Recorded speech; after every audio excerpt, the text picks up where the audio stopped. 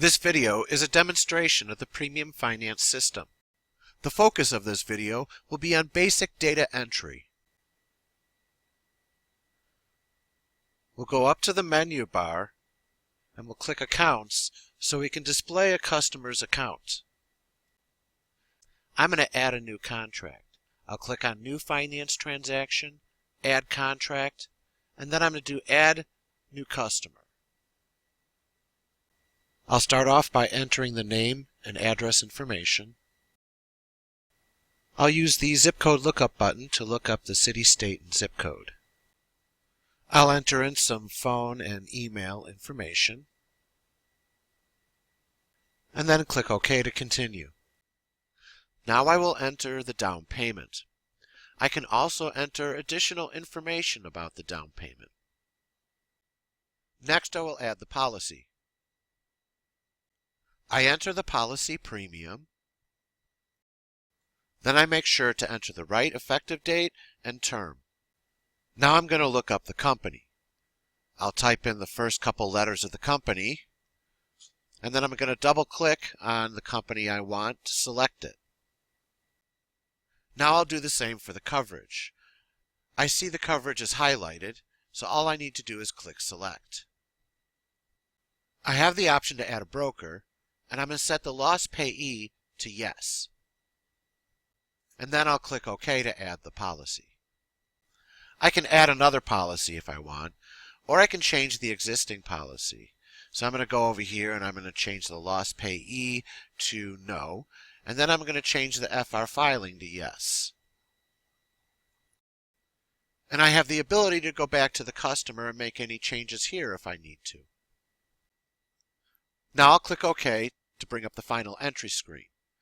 I can change the number of payments, the due date, interest, and service fee, but I'll leave it the way it is and click OK. And the final screen here is where I can print my legal contract, my payment books, a notice of assignment, and finance customer labels if I need them. And that's all there is to adding a new contract to the finance system. Now we'll take a look at adding an endorsement. I'll click New Finance Transaction and then Add Endorsement. This account has multiple policies, so I make sure to highlight the proper policy and then click Change Policy.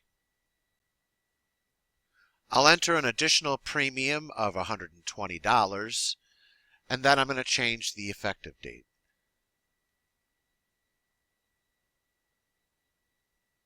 I click OK to continue, and then if I wanted to, I could add additional down payment.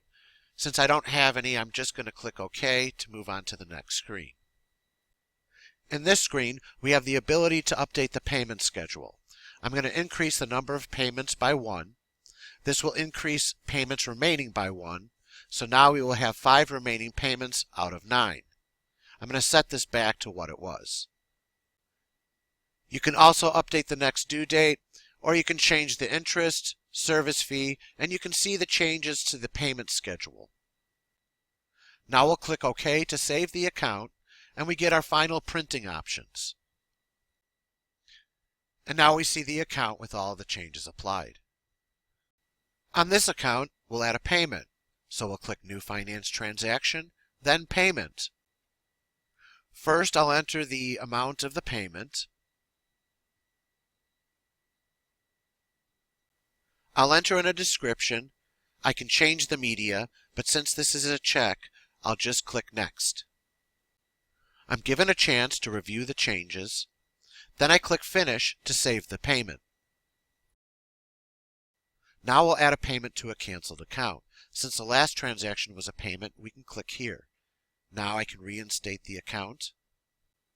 Then I'll enter the amount of the payment, and then I'll click Next. Now I can review the results, and I'll click Finish. Then I can print my reinstatement requests. Now we'll add one more payment. I'll enter in the payment amount, and this time I'm going to select credit card.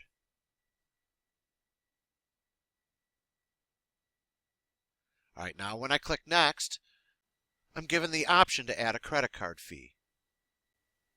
Once again, I can review the account, and then I click Finish. Now we'll finalize our payment batch. We'll go to Finance, and then open Item Reconcile. We can enter in the amount of the daily batch, but we'll skip it here and click OK.